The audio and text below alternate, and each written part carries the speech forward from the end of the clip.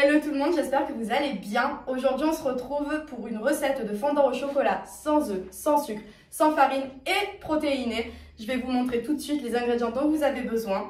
Donc vous allez avoir besoin de 250 g de pois chiches pour faire un fondant au chocolat très moelleux.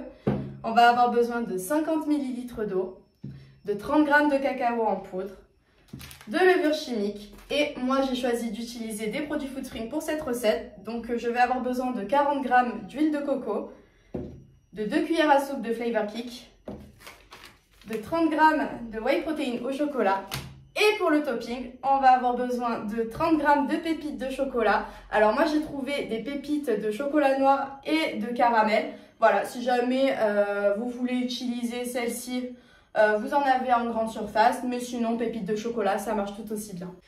Donc là on est environ sur 10 minutes de préparation pour 30 minutes de cuisson au four à 180 degrés. Donc avant de commencer la préparation, on va aller préchauffer notre four et ensuite on commence. Alors on va commencer notre préparation. Donc dans un premier temps on va verser nos 30 g de cacao en poudre. On va ensuite ajouter les 50 ml d'eau et on va commencer à mélanger.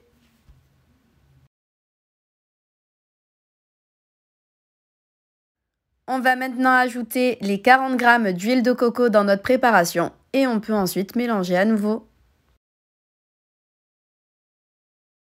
J'ajoute maintenant un de mes produits favoris de chez Foodspring, le Flavor Kick à la vanille, tout simplement parce qu'il ajoute une saveur sucrée à toutes mes recettes. Et en plus de ça, on est sur 10-15 calories par portion, c'est rien du tout. Donc c'est vraiment le top pour avoir un goût sucré sans culpabiliser.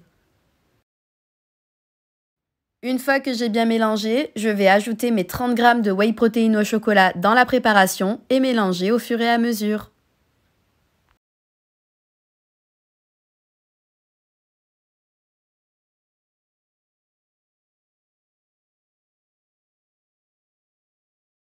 Une fois que j'ai obtenu une pâte bien homogène, je la laisse de côté et je prépare mon blender car maintenant nous allons mixer les 250 g de pois chiches.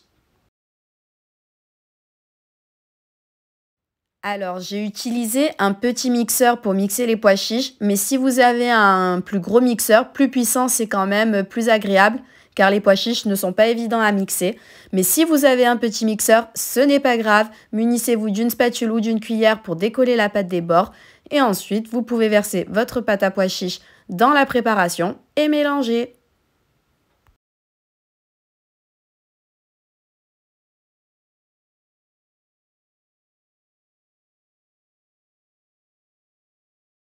Une fois qu'on a une pâte bien homogène, on va pouvoir aller rajouter un demi-sachet de levure chimique dans la préparation et ensuite, on va pouvoir mélanger à nouveau.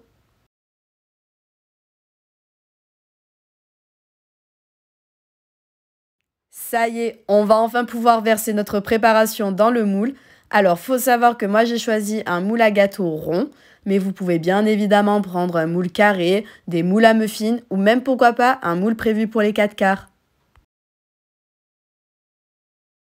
Mon moment préféré de la recette, on prend nos pépites de chocolat et on vient en parsemer par-dessus la préparation. J'avais trouvé des pépites de chocolat caramel en grande surface, mais si vous n'avez que des pépites de chocolat, ça marche tout aussi bien.